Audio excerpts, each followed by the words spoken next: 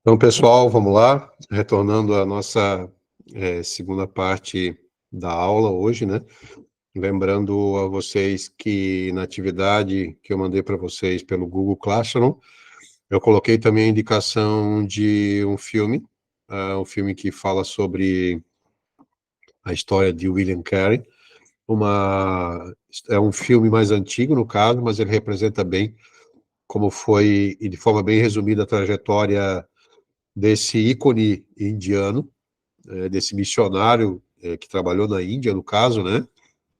Em inglês, mas que trabalhou na Índia, dedicou praticamente 50 anos da vida dele para trabalhar nessa nação, e ele teve tanto reconhecimento que até teólogos hindus e o próprio governo reconheceram o trabalho dele, até moeda, dinheiro, né? Foi estampada com a imagem dele. Ele fundou a universidade, traduziu a Bíblia para, acho que, 5 ou 6 idiomas indianos. Esse foi um dos maiores trabalhos de William Carey, foi a tradução bíblica, né? Ele não era muito para os locais para pregar, ele sempre tinha as pessoas que ele colocava para fazer isso também, pregava, obviamente, mas ele gostava de estar sobre a mesa traduzindo a Bíblia para para as línguas indianas. Então, é um filme que eu indico muito, a leitura daqueles 2 livros que eu coloquei lá também. Faço atividade, gente, por gentileza, põe lá. Eu estou como aluno na escola, tá? Embora esteja dando aula para vocês hoje, eu estou como aluno, já fiz a minha atividade, já respondi, então fica aí incentivo para vocês. E até na nossa imagem ali de caligrafia, eu escrevi para vocês, eu vou fazer todos os exercícios, né? Então, quem preencheu ali, de certa forma, está se responsabilizando com respeito a isso, porque eu acho que é uma forma também de nós demonstrarmos a nossa espiritualidade, o nosso cristianismo, nessas pequenas coisas, né? A gente se dispor a realmente participar e fazer ali as tarefas, são coisas muito simples, mas são importantes, né, para que a gente possa ter aí um retorno de vocês, ok? Continuando sobre o que a gente estava falando, sobre a segunda característica do missionário, existe um livro chamado O Deus que Destrói Sonhos, de Rodrigo Bibo. Vocês aí de Belém do Pará, na IBME, tiveram a oportunidade, faz pouco tempo, aí, de ouvir ele, né? Ele esteve aí pregando, ensinando para vocês. No capítulo 4 desse livro, ele fala algo relacionado a isso que nós estamos falando aqui, sobre o missionário ser uma cópia, né? Exata de Cristo, de utilizar Cristo como seu molde para construir sua história, sua vida, seu cristianismo, sua espiritualidade, né, seu trabalho missionário, né, seja o que for, Cristo é o nosso molde. Ele citando Jonas Madureira e citando Girardi, ele diz o seguinte: o desejo pela autenticidade, entendido como o desejo de ser quem queremos ser, jamais ocorre sem o mediador. É fato que a gente sempre vai procurar alguém para se espelhar, ou vai ter alguém que vai ser o nosso tutor, nosso mentor em nossa história. Esse mediador é sempre o modelo, alguém que nos causa profunda admiração e que nos faz desejar o que queremos ser e o que queremos ter também, certo? Então, no capítulo 4 do livro Deus que Destrói Sonhos, é o livro que eu indico para todos vocês, é um livraço, certo? Da maneira como ele aborda o tema, o título é muito legal, é o Deus que Destrói Sonhos, desconstruindo esse nosso cristianismo barato, né, para construir um cristianismo autêntico e verdadeiro, baseado no exemplo de Cristo. Então, aí mais um livro aí, para vocês lerem. Então, o nosso mediador, aquele na qual nós temos profunda admiração, é aquilo que nós queremos ser, aquilo que nós queremos ter, é o ser Jesus e aquilo que ele teve, aquilo que ele repassou a todos nós, né? Qual que é o nosso molde? Dentro de tudo que a gente falou até agora há pouco, qual é o nosso hipogramão? Né? Obviamente, Jesus Cristo, ele é o nosso hipogramão, ele é o nosso molde. Ele é o exemplo da qual Pedro escreveu, as nossas traduções em português colocaram como exemplo, mas nós podemos colocar molde, que eu acho que fica dá um pouco mais de significado, um pouco mais profundo, né? E onde é que a gente vai encontrar esse molde? Onde é que a gente vai encontrar esse molde para a gente utilizar ele para desenhar e construir a nossa história? Nos evangelhos temos o manual perfeito de como ser um cristão, de como ser uma cópia exata dele, como ser um xerox de Jesus Cristo. E os apóstolos, né, que tiveram com Cristo e que escreveram as demais cartas, né, eles também contribuíram para escrever, para ampliar, né, aquilo que Cristo ensinou, para nos tornarmos ainda mais parecidos com Jesus, né? Então, os evangelhos, o Novo Testamento em si, toda a trajetória, toda a história de Cristo, né? Se você quer saber quem é Jesus, o que ele fez, como ele andou, como ele se portava, é só ler os 4 evangelhos, né? E aquilo que a gente não conseguir enxergar ou entender ali, nós vamos aprender nas cartas. Paulo, Pedro, Tiago, né, de todos os demais escritores do Novo Testamento. Vamos pegar um exemplo, né? 3 exemplos, um no Antigo Testamento e 2 no Novo, para ainda estar falando sobre esse tema, que eu quero que vocês gravem na mente de vocês essa questão aí do xerox, de ser uma cópia exata, de usar um molde que é Jesus Cristo. Vocês lembram no livro de Ruth a história de Noemi, seu esposo, os filhos, né, a Ruth, a outra nora, né, de Noemi? Nós temos ali uma história belíssima, uma história muito bem construída, né, inspirada por Deus para nos ensinar muitas lições. E uma coisa que eu pego aqui para a gente aplicar, a gente pegar como exemplo prático para nós, nessa segunda característica do missionário, é as palavras de Ruth, quando Noemi disse: não, minhas filhas, vocês podem seguir, volte para sua terra, vão procurar um outro esposo para vocês reconstruir a história e a vida de vocês. Olha o que a Ruth falou para Noemi. Disse, porém, Ruth: não me instes para que te abandone e deixe de seguir-te, porque aonde quer que tu fores, irei eu, e onde quer que tu pousares, ali pousarei eu. O teu povo é o meu povo, o teu Deus é o meu Deus. Onde quer que morreres, morrerei eu, e ali serei sepultada.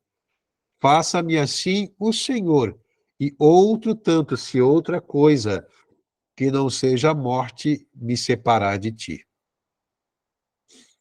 Olha só as palavras de Ruth, e nós tomamos aqui como um exemplo para a gente copiar. Eu acredito que Noemi, como judia, tinha provavelmente um exemplo de cristã, né?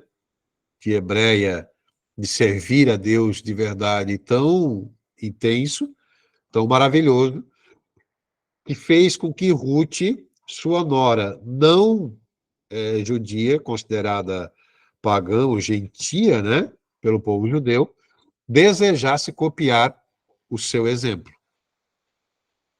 Desejasse andar por onde ela andar, servir o Deus que ela servia e morrer onde ela morreu, ser sepultada igual.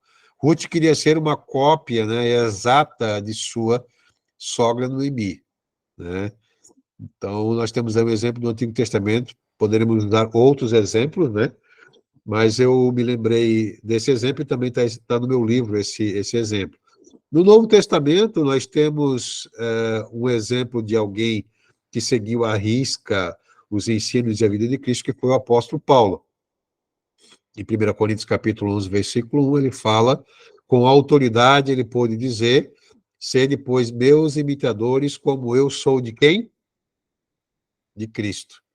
Né? Sede meus imitadores, utilize o molde que eu estou utilizando, porque eu tenho me tornado uma cópia exata, um xerox exato de Cristo. Então, vocês podem me seguir, porque me imitar, porque eu tenho procurado imitar à risca a Cristo.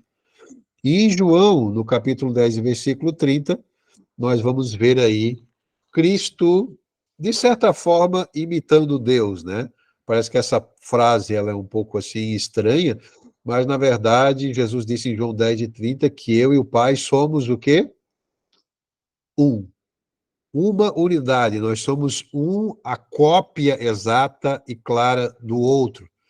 E em João, capítulo 17, quando Jesus fez a sua oração sacerdotal pelos discípulos, ele evocou esse mesmo pensamento em prol dos discípulos. Ele orou a Deus, ao Pai, para que ele tornasse os discípulos iguais a eles, iguais a Cristo, iguais a Deus, para que não só o Pai e Cristo fosse um, mas que os discípulos fizessem parte dessa unidade compacta dentro do reino e pudessem ser considerados esses discípulos, né, imitadores autênticos de Cristo e, consequentemente, de Deus. Existe um texto que fala no Novo Testamento que nós estamos escondidos em Cristo e Cristo em Deus. Não é mesmo? Então, eu e o Pai somos um, e Cristo quer que nós sejamos um com Ele e com Deus Pai. Obviamente, nós estamos numa situação de contexto terreno, né? Nós somos salvos, já ingressamos no reino, nós temos pecados, mas somos justificados, né? Conforme aprendemos em Romanos, capítulo 5, 6, 7, né? Sobre a justificação, não é mesmo? Nós somos pecadores, mas somos pecadores justificados. Nós tínhamos antes uma tarde aqui em nossa testa, pecador, agora ela foi retirada e está justificado. Então, Deus olha para mim, olha para você, e quando ele vê justificado, ele sabe que nós estamos em Cristo. Nós estamos vivendo, conforme Paulo falou lá em Gálatas, né, que nós lemos antes, nós fomos crucificados com Cristo, e a vida que a gente está vivendo agora, nós estamos vivendo nele, dentro dele, por meio dele, para ele, não é mesmo? Então, olha a seriedade e a responsabilidade que nós temos, né, como salvos, como missionários, de sermos um com Cristo e com o Pai. Não é mesmo? Eu me atrevo a dizer que nós somos Cristos. Não digo pequenos Cristos, né? Que não existe pequeno Cristo. Né? Nós somos Cristos. Precisamos ser uma cópia exata, fidedigna de Cristo e de Deus, segundo as Escrituras. Né? Então, olha só a frase que eu escrevi aqui, isso é uma frase minha, né? Não está no livro, mas eu compartilho com vocês aqui no slide, que diz o seguinte: não é somente por causa de um cargo ou uma função ministerial que nós somos Cristos, ou deveríamos ser Cristos, ou deveríamos ser uma cópia exata nessa segunda definição e característica do missionário. Não é somente por causa de um cargo ou função ministerial, mas por causa da ordem de Cristo, de nos tornarmos iguais a Ele. Olha só. Primeiro, não é um cargo ou uma função ministerial em primeiro lugar. Não, isso é uma consequência. Mas, em primeiro lugar, por causa da ordem de Cristo, de nos tornarmos iguais a Ele. Segundo, é uma questão de identidade. Nós somos cristãos, dizemos que somos cristãos, não é mesmo? Então, se o missionário diz ser cristão, se ele se diz ser uma cópia exata de Cristo, ele deve ter a identidade de Cristo. A identidade dele deve ter a yourself dele em inglês, né?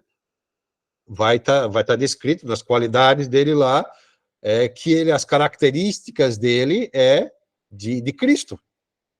É uma questão de identidade. Terceiro, é uma questão de propósito, porque conforme a gente aprendeu aqui, Mateus 28, Marcos 16, nós precisamos replicar a Cristo. E como é que nós vamos fazer isso?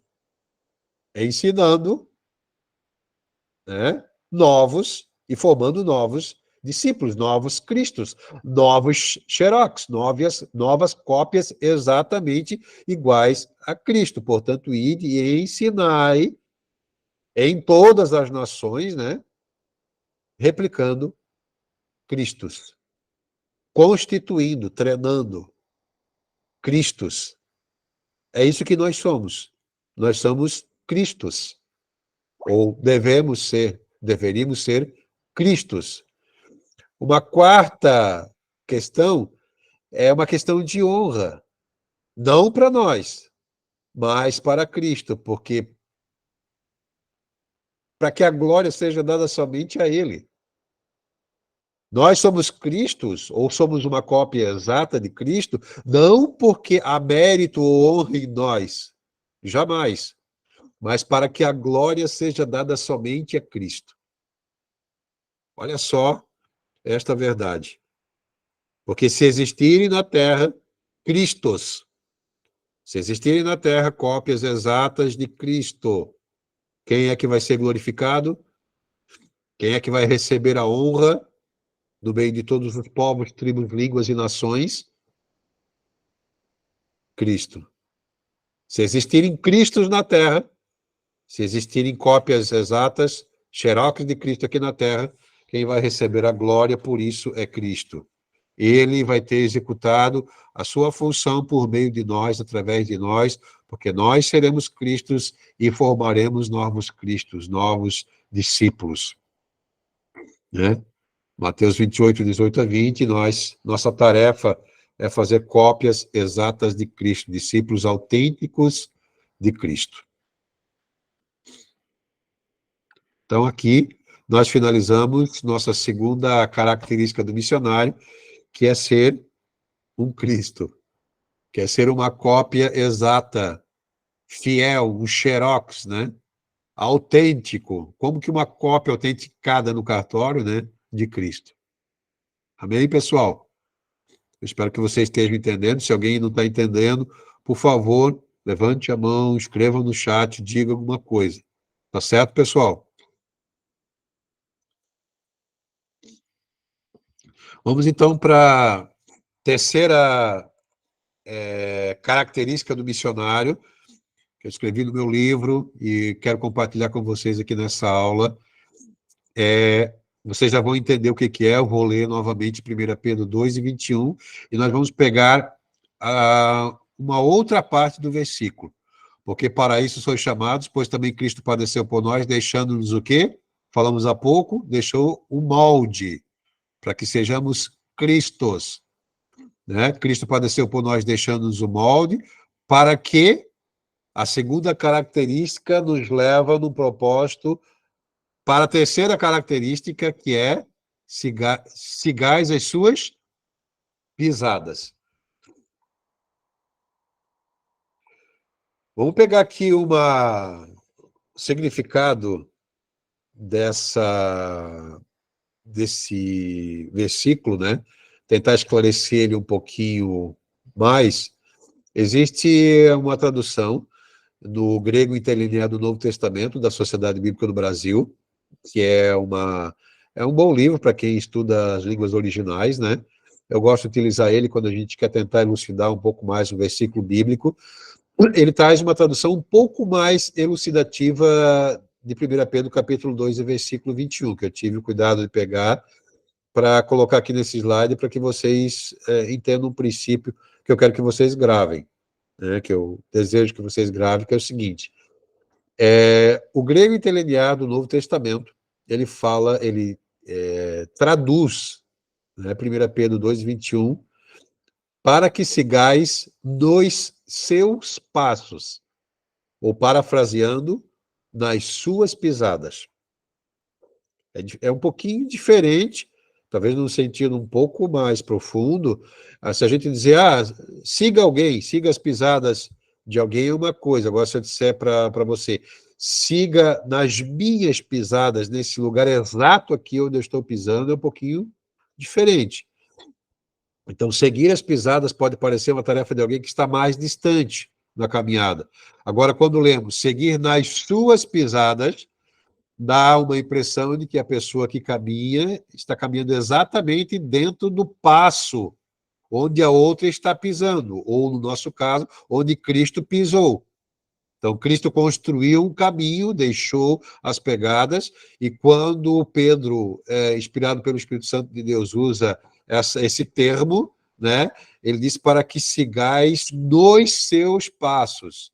Não é seguindo a Jesus de longe, como Pedro ficou depois que ele ficou com medo, teve que fugir, né? Jesus estava sendo julgado, ficou seguindo ele de longe, negou, né, até mesmo a Cristo por estar caminhando longe, não é dessa forma, né, que significa aqui, mas seguir dentro de cada passo onde Cristo pisou, no tempo presente, no aqui e no agora. Então, uma tradução mais construída, um pouco mais profunda e elucidativa essa segunda parte desse versículo que a gente está utilizando, é para que sigais nos seus passos, ou nas suas pisadas. Aí, ó. Aí nós temos uma foto, uma imagem, né, que pode representar bem isso que eu quero dizer para vocês. Aí talvez uma pegada um pouquinho maior de alguém que está vamos nos colocar na posição de crianças ou de pequenos ainda, né? Em relação às pegadas de Cristo, mas seguindo, eu botei seguindo as pisadas de Cristo, né? Mas eu vou arrumar depois o slide e vou seguindo dentro das pisadas de Cristo. É mais ou menos nesse sentido que eu quero que vocês gravem com relação a essa terceira característica do missionário, que é aquele que segue os passos ou nos passos exatos de Cristo, certo? A palavra utilizada por Pedro, né, no Novo Testamento grego da época, o grego koiné, que era o grego popular, o grego que o povo conseguia ler e entender mais facilmente, é a seguinte: a palavra usada pelo apóstolo Pedro para definir o seguir a Cristo é akolouten. Ela tem uma definição que nos abre o entendimento de como deve ser o missionário e o que significa ser um seguidor do mestre.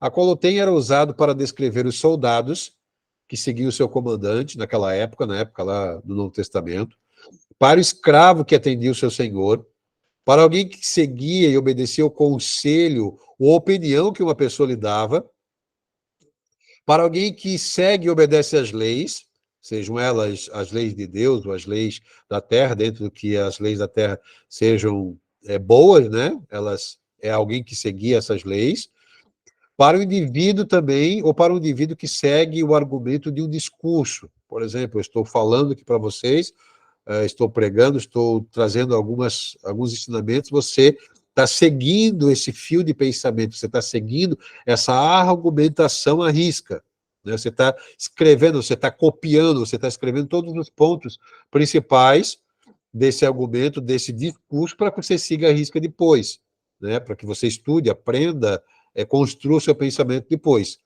E também para aqueles que se ligam a outra pessoa para obterem algum favor desejado. Então, eu posso seguir alguém porque eu desejo obter algum favor daquela pessoa.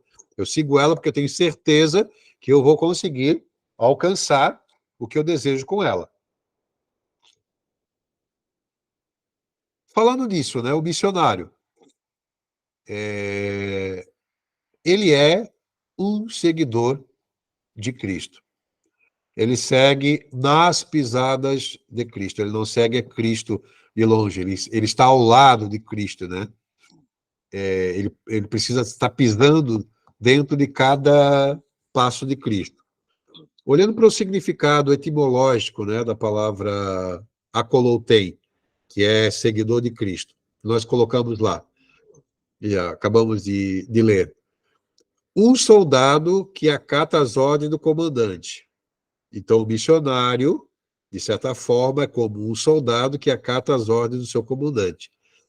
Eu acredito que aqueles que já tiveram o prazer aí, né, de assistirem filmes relacionados, por exemplo, ao Império Romano, aos vikings, a batalhas, né, épicas, filmes aí mais antigos ou até mais recentes que falam sobre guerra, né? Nós, dentro do exército, né, quando se dá uma ordem, não existe possibilidade de descumpri-la. Tomando o exemplo aí do exército e das ordens que o soldado recebe. Não existe maneira de desobedecer. Se você desobedecer e fugir, a hora que você for pego, você vai sofrer as consequências. Então, imagine o missionário como soldado, seja ele de uma patente baixa ou alta, que vai ter sobre ele um comandante principal, um general. Esse general está dando uma ordem para ele. Por exemplo, ide fazer discípulos. Indo fazer discípulos. Nós vamos desobedecer? Tu já imaginou um general chamado Cristo, dando uma ordem para os seus soldados, nós, missionários, e nós descumprindo. Então, o missionário, seguidor de Cristo, é como um soldado que acata as ordens do comandante. Não tem como desobedecer. É impossível, né? Nós desobedecemos a ordem do nosso comandante. O escravo que serve ao seu senhor. Essa é a quarta característica do missionário. Vamos falar sobre o servo na próxima semana. Né? O escravo, aquele que serve ao seu senhor. Aquilo que o Senhor pede, ele faz. É aquele que obedece aos conselhos, às orientações de Cristo.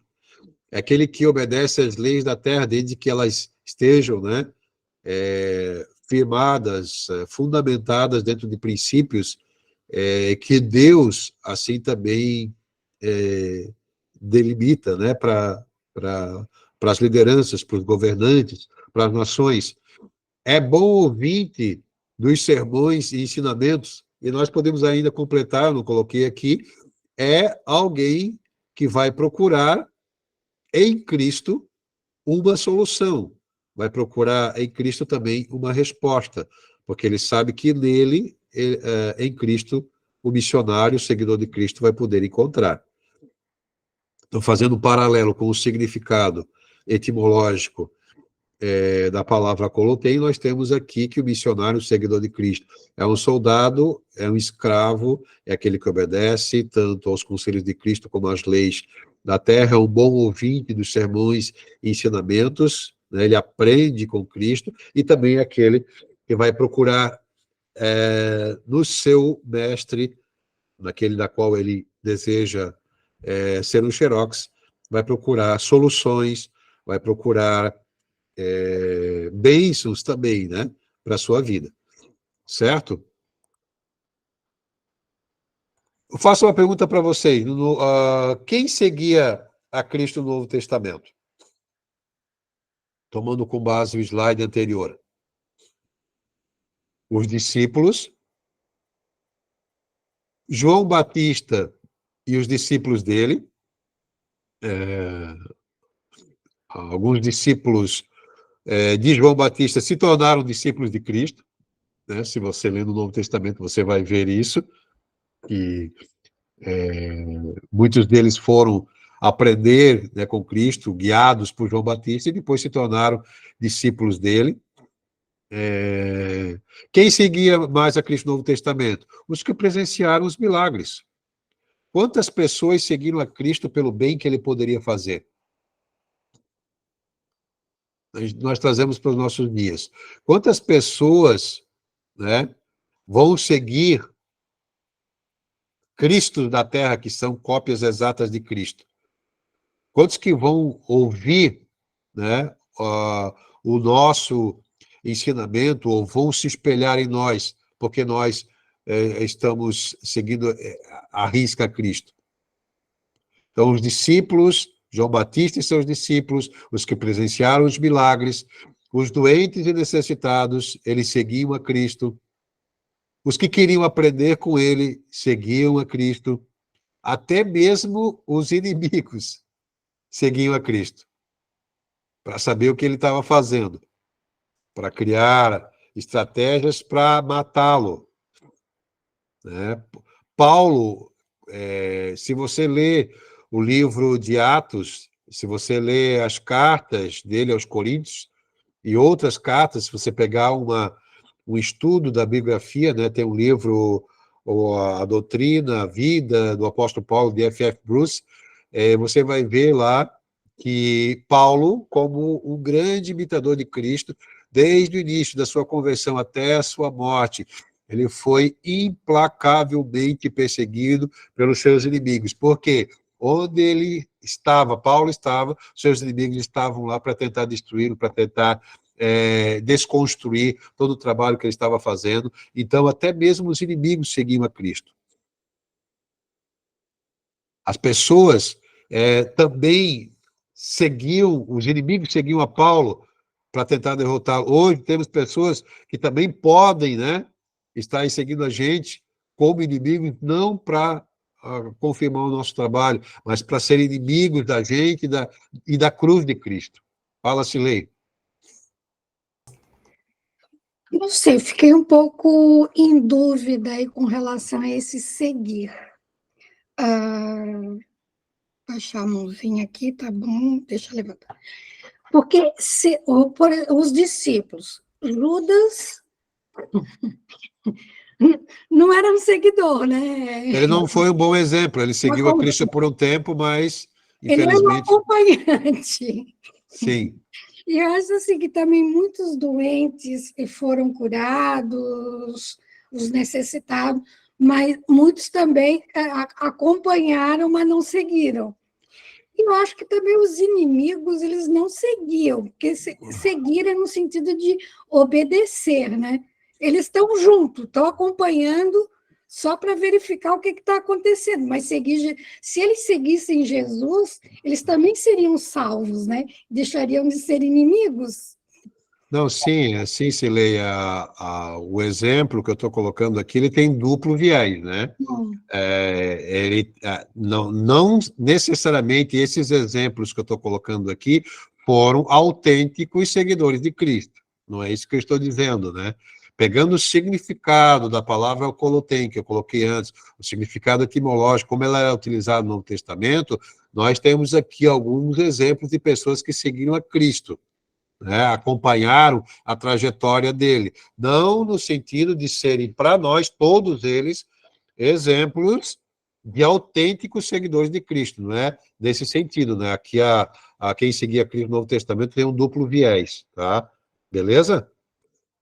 Se caso ainda ficou alguma dúvida, depois a gente esclarece, ou agora, ou no chat, ou no privado depois, tá ok? Mas é nesse sentido que eu quero colocar agora, né? Pegando o significado da palavra colotem e trazendo alguns exemplos do Novo Testamento.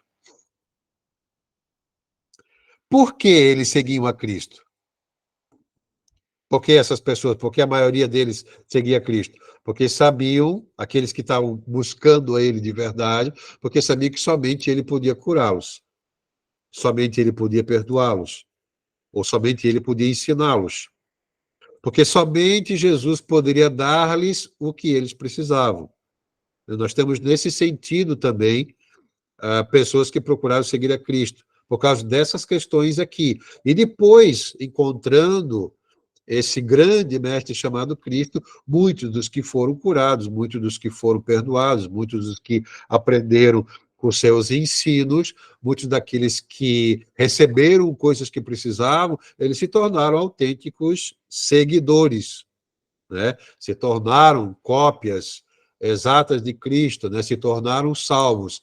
Nós temos o exemplo de Judas, que a Silei citou aqui, Judas que foi o que traiu, um exemplo de alguém que caminhou com Cristo, sabia realmente quem ele era, a personalidade, o caráter, a identidade de Cristo, mas, infelizmente, eles não se tornaram bons exemplos. Não foram uma cópia exata dele, não seguiram de verdade, embora caminharam com ele, mas não foram seguidores autênticos e verdadeiros de Jesus, né? Como acontece também hoje, na igreja muitos podem se dizer cristãos, né? Mas às vezes suas obras, seu exemplo, suas palavras, o que eles fazem na sua vida prática, né, não corresponde com alguém que se diz seguidor de Cristo. No exemplo que a gente está colocando aqui, ser seguidor de Cristo, ser uma cópia exata dele, é uma grande responsabilidade, é uma coisa muito séria. É um peso muito grande sobre nós, né? Então, ser um seguidor de Cristo traz algumas responsabilidades que a gente já vai chegar lá. Por que que eles seguiam a Cristo continuando? Será que seguiam eles por causa da ação constrangedora da sua conclamação? Vamos falar dos discípulos agora, mais especificamente dos 12 que ele escolheu. E nós podemos nos incluir nesse grupo, né? Hoje nós somos discípulos dele, devemos ser discípulos dele. Olha o que Jesus disse quando ele passou, viu lá Pedro, viu lá Tiago, viu lá Bartolomeu. Ele passou, olhou para eles e disse: sigam-me. Tomem sua cruz e sigam-me. Venham após mim e eu vos farei pescadores de homens. Vocês já pararam para pensar que atração constrangedora foi esse chamado, foi esse convite de Cristo para que esses discípulos, essas pessoas que ainda não eram discípulos, eram pessoas comuns, eram pescadores, alguns, um era cobrador de impostos, cada um tinha a sua vida social, mas essas pessoas ainda não eram cristãs, não eram nascidos de novo, eles foram aprender com Cristo depois.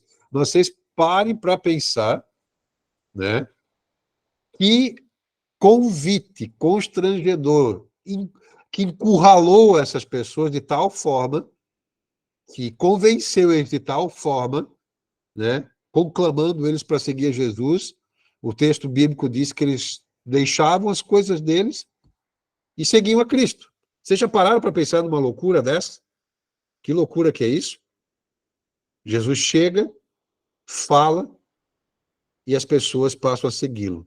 É uma atração constrangedora, incrível, né, dessa conclamação, desse convite para que eles viessem segui-lo. Então, é uma reflexão que eu queria fazer com vocês aqui nesse momento, falando dessa terceira característica do missionário, que é ser um seguidor autêntico de Cristo, né? Agora eu pergunto para vocês, aqui a gente começa já a ficar com mais responsabilidade, Silei. Daí alguns daqueles das quais que seguiu antes a Jesus, que a gente falou antes, não vão se enquadrar aqui, né? Já não vão ser considerados verdadeiros seguidores de Cristo. Primeiro, seguir a Jesus envolve calcular o preço. Lucas 9:59, em Lucas, né, 9:59, Jesus desencoraja as pessoas a segui-lo enquanto não tenham averiguado com certeza o que estão fazendo. Devem pesar na balança, averiguar a sua decisão, pois falsos pretextos não vão persuadir a Cristo. Não persuadem a Cristo. Daqueles que seguiam, daquela lista que nós colocamos ali de exemplos históricos, né, do Novo Testamento, muitos deles não calcularam o preço, eles queriam a bênção, né? Nós vemos em João capítulo 6 que aqueles que receberam o milagre da multiplicação, no outro dia vieram na padaria chamado Jesus, bateram na porta e disseram de novo: Jesus, nós queremos pão. Eles não entenderam que Jesus, no dia anterior, havia se apresentado como pão vivo que desceu do céu, pão vivo que tinha se apresentado para eles. Então, eles não tinham calculado nada, eles não tinham conseguido entender o que Jesus tinha feito. Então, eles só estavam seguindo a Cristo, mas, no primeiro momento, com um falso pretexto. Né? Talvez muitos daqueles depois se converteram, passaram a ser verdadeiros seguidores de Cristo, porque pesaram na balança, né, o preço de seguir a Ele. Não é mesmo? Então, segundo, seguir a Cristo envolve sacrifício. Lucas 5:11, Mateus 4:20, está descrito, né? Repetidas vezes é indicado que as pessoas abandonaram para seguir a Jesus. Nós temos um exemplo clássico no Novo Testamento do jovem rico. Chegou com toda a sua estrutura, com toda a sua bagagem, seguia a lei, os princípios, amava a Deus, mas ele tinha algo que ele não conseguia sacrificar, que no caso foram as riquezas. Quando Jesus disse para ele, vai e vende tudo que tu tens, vem e segue-me, ou seja então salvo, ele não conseguiu se desprender. Esse sacrifício para ele era alto demais, né? Ele não conseguiu. E, por último, seguir a Jesus importa carregar uma cruz. Em Lucas 9:23, né, nós temos ali as palavras de Cristo: quem quiser seguir a ele, tome a sua cruz e siga-me, né? Numa total rendição, completa e total rendição. Talvez para alguém a cruz vai ser um pouco mais pesada, para outros talvez um pouco mais leve, cada um vai ter a sua cruz para carregar. E você vai se render de tal forma a esse trabalho, essa responsabilidade, né? Não sendo insubmisso, mas recebendo sobre si a carga dessa cruz que Cristo vai lhe dar. Não fazemos mais o que bem entendemos. Nós falamos lá no início que o salvo, né, a primeira característica do missionário, ele é aquele que agora obedece o seu novo Senhor. Antes, o nosso primeiro Senhor era o Senhor pecado. O pecado dizia faz, nós fazíamos. Peca, faz isso, faz aquilo, nós fazíamos. Por quê? Nós obedecíamos aquele Senhor.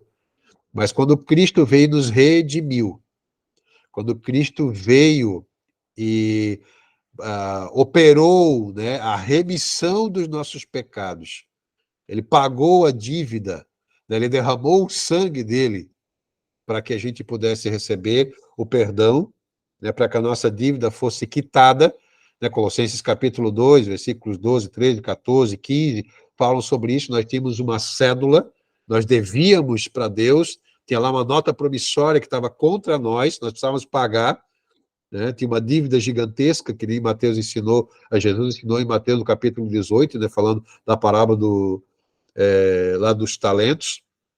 Nós temos uma dívida impagável. Nós fizemos uma conta uma vez na escola bíblica aqui com os jovens, essa dívida representando o nosso pecado, pegando o salário mínimo brasileiro do ano passado, foi a última conta que a gente fez, daria quase 2 bilhões e 500 milhões de reais. A representação econômica de 10 mil talentos. Quando Jesus fala ali sobre o perdão, né, do próximo, a gente precisa perdoar o próximo para poder receber de igual forma o perdão de Deus. Então, o pecado era uma dívida impagável. E Cristo veio e pagou essa dívida por nós, nos arrancou da escravidão, tirou-nos estávamos subjugados ao Senhor pecado, nos trouxe para o reino da luz, para o reino dos céus, para o seu reino, e hoje nós somos súditos dele. Ele é o nosso novo rei, ele é o nosso novo Senhor, ele é o nosso patrão, ele é o nosso comandante. Então, nós não fazemos mais o que nós queremos, nós fazemos o que Cristo quer, o que ele determina. Isto é ser um seguidor de Cristo. Isso está dentro da terceira característica de que é ser missionário. Seguir a Cristo, sabendo que precisamos calcular o preço, vai ter sacrifício e teremos a responsabilidade de uma cruz. Isso é seguir a Cristo. Isto está enquadrado dentro da terceira característica do missionário. Eu consigo enxergar e ver dentro desse ensinamento, né? Jesus disse em Lucas capítulo 14 e versículo 26, falando sobre isso, né? Calcular o preço, sacrifício, a cruz, nossas responsabilidades, agora súditos de um novo rei. Se alguém vier a mim e não aborrecer seu pai, mãe, mulher, e filhos, irmãos e irmãs, e ainda também a sua própria vida, não pode ser meu discípulo. Não pode ser meu seguidor.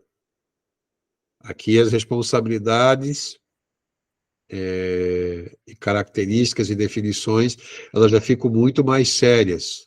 né? Muitos daqueles que seguiram a Jesus antes ali por outros pretextos, eles não se enquadram dentro desse versículo, porque o reino, Cristo, segui-lo, né, deve ter prioridade em nossas vidas. Às vezes a gente pode parecer que ser crente, né, ser cristão, ser membro de uma igreja, se batizar em águas, tomar a ceia, participar dos sacramentos, ir para a escola bíblica, participar dos cultos, da liturgia, eu acho que ser cristão, onde a gente está, em casa, na rua, no colégio, no emprego, seja onde for, é uma coisa muito mais séria do que a gente imagina. Se a gente olhar para essas verdades que a gente colocou aqui, né, essa terceira característica do missionário, eu acredito que é muito mais sério do que nós imaginamos ser o seguidor de Cristo. Portanto, ser o missionário também. Como bons súditos do reino, nós temos uma grande responsabilidade, se preciso for, tomando aqui o exemplo agora de países, né, de contexto de perseguição religiosa, de contexto de perseguição religiosa sério, digamos, né, Paquistão, Índia, Coreia do Norte, China, muitos países aí do Oriente Médio, Iraque, Síria, Líbano, Irã, Arábia Saudita, países que os muçulmanos têm tomado grande parte, né, Nigéria, Somália, Líbia e outros países, a própria vida, ela não é mais sua, ou não deveria ser, né, de um verdadeiro seguidor de Cristo. Porque, se preciso for, até a nossa própria vida precisa ser entregue se nós queremos ser um verdadeiro missionário ou um verdadeiro seguidor de Cristo, ou ter sobre nossa identidade, sobre a nossa carteirinha de membro, a terceira característica de missionário, que é ser um seguidor de Cristo. Será que nós estamos dispostos, né, a ter essa terceira característica do missionário, dispor, né, até a nossa própria vida? Realmente é muito sério, e ser cristão, eu acredito que é muito mais difícil do que a gente imagina. É muito mais sério do que a gente imagina ou pensa, né? Porque muitas vezes nós seguimos e vivemos para lá e para cá, né? E muitas vezes esquecemos desses detalhes tão precisos de que é ser um missionário. Agora eu digo a vocês que mesmo que tenhamos uma cruz, mesmo que tenhamos que oferecer a própria vida, mesmo que tenhamos sacrifícios, mesmo que tenhamos que calcular o preço, né?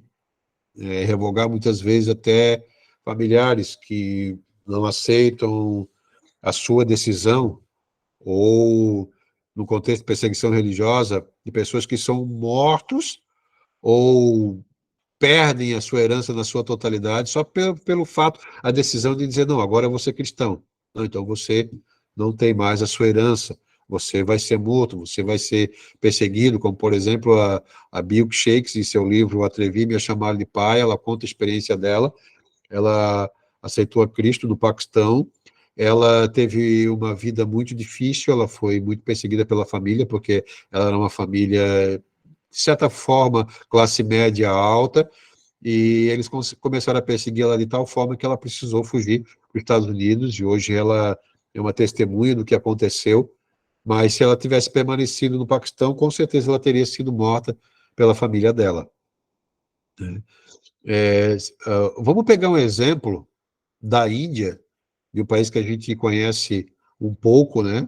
A gente tem ido muito para lá, tem assistido filmes que falam muito da realidade social da Índia, a gente lida, né, todo dia com missionários que trabalham lá, e a cultura hindu, vamos dizer assim, a religião hindu, vamos olhar para o lado mais sério, mais fanático da religião, né? Olhando, por exemplo, para o sistema de castas. Se uma moça de classe alta decidir casar com um moço de classe baixa ou um Dalit, né? Uma pessoa que não está entre as 5 primeiras classes castas da sociedade indiana, esse casal, essa menina está sentenciando a sua própria morte. É tão sério a cultura, o sistema de castas da Índia, hoje está um pouco mais, não digo ocidentalizado, mas talvez as leis, a modernidade, elas, nos grandes centros indianos, ela não seja tão evidente, mas nas vilas, onde é mais tradicional esses costumes, hoje, se isso acontecer, tem muitos filmes indianos muito importantes que falam sobre isso aí, né? Que mostram essa realidade. Eles, os pais, a família procura esse casal até eles conseguirem achar para matar eles. Agora vocês pensam, se uma cultura de castas, de uma religião que não é cristã, que não segue a Cristo, não segue a palavra de Deus, segue à risca suas leis e suas ordens, como nós, como cristãos, né, seguidores de Cristo que nos devemos ser, como que nós devemos andar? A gente deve medir um pouco mais esse peso, né, do nosso cristianismo, da nossa fé, da nossa declaração de fé, não é mesmo? Agora, a recompensa é certa para aqueles que renunciarem tudo. Esse slide aqui, já estamos seguindo para o final da nossa aula, e a palavra-chave desse segundo período é recompensa. Vamos colocar aí a palavra recompensa. A gente, nesse slide, diz o seguinte: agora não devemos pensar que toda essa renúncia ficará sem recompensa.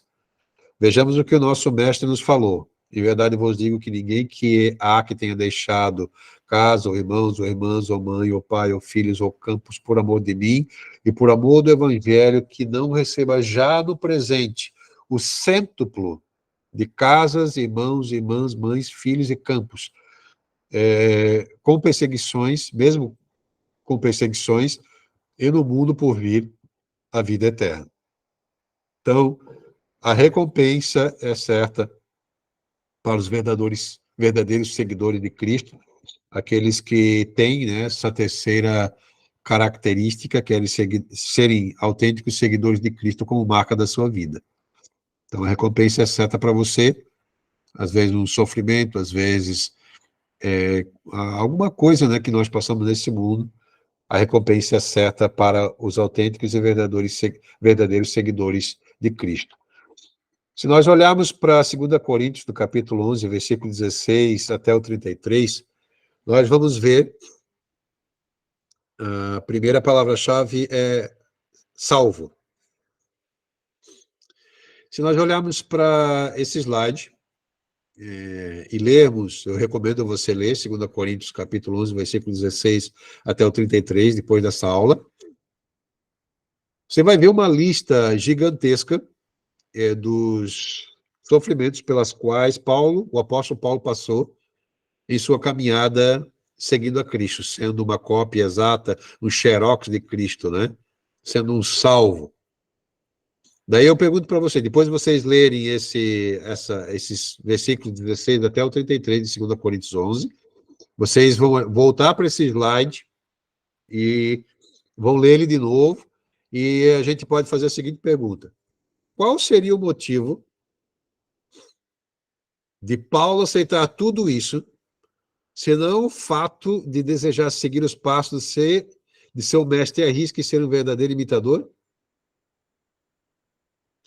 Acho que nenhum ser em sã consciência se lançaria em tal desafio. Somente alguém que realmente fora transformado em nova criatura que poderia se submeter a tal tormento e dor. Paulo seguiu de forma tão séria os passos de Cristo que foi levado também à morte, na semelhança do seu tutor e Senhor.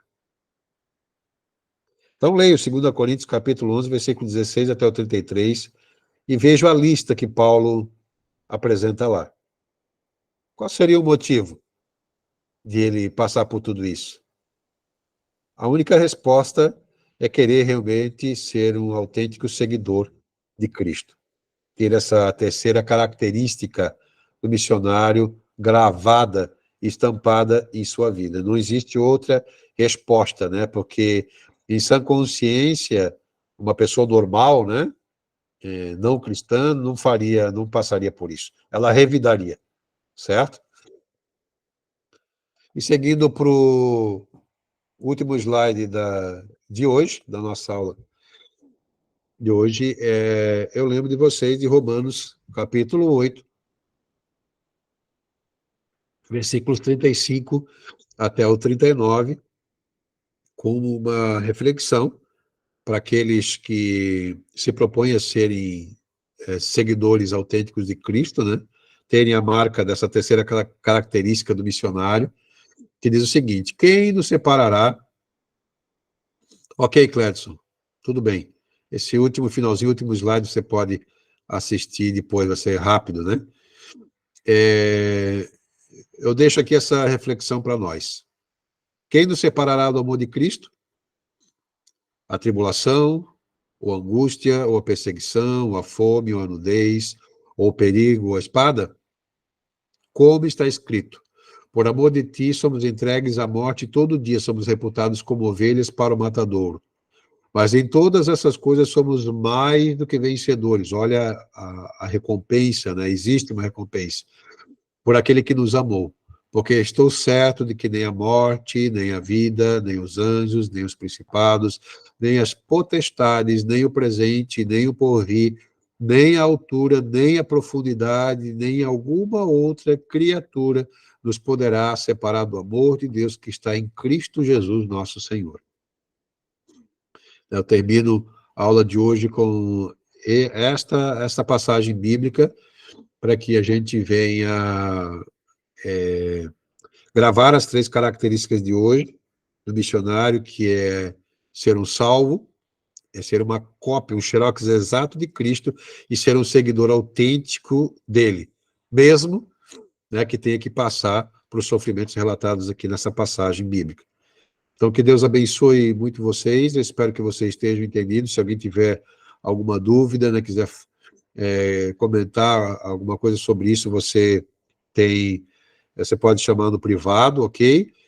Tem a apostila que você pode ler, que vai esclarecer ainda mais, lá a gente explica, né, em detalhes, por parágrafos, cada uma das partes dos slides que eu falei hoje aqui, mas, de certa forma, eu procurei seguir bem a linha da nossa apostila para estar bem certinho, né, o que a gente está falando aqui, com aquilo que está escrito no meu livro e no texto que eu deixei para vocês.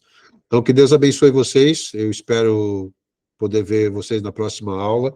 Eu incentivo vocês para lerem, né, os 2 livros que eu escrevi. Se alguém quiser, aqui os alunos da escola, eu tenho aqui em PDF, eu passo para vocês lerem, e leiam o livro Missionário Feridos, procurem comprar e lerem, né? Eu acredito que talvez em algum local vocês possam achar até em PDF disponibilizado em algum local aí na internet, Missionários Feridos, e o livro Valioso Demais para que se Perca. São 2 livros falando aí sobre o retorno prematuro de missionários, estatísticas, números. São 2 livraços aí que você vai poder complementar o seu estudo e essa disciplina aqui do missionário, definições e características do arauto do reino. Tá certo, pessoal? Assistam também o filme e façam as atividades, certo, pessoas? Porque a gente tem pedido para os professores serem o mais simples possível nessas atividades, então acho que é o mínimo que os alunos podem fazer, ter a sua participação, né, nesses pequenos exercícios. Tá certo, pessoal? Vamos bater a nossa foto aqui, deixa eu só finalizar a apresentação. Gostaria que vocês, se assim puderem, ligassem a câmera, né, para nós bater a nossa super foto de hoje. Vamos lá, o Dil está com 2 perfis, mas está aparecendo bem. Vamos ver se o Madison... até me saiu. Aí o Hanna está aparecendo também. Só falta o Madison. Vamos lá, Madison. Mostra aí seu sorriso Colgate.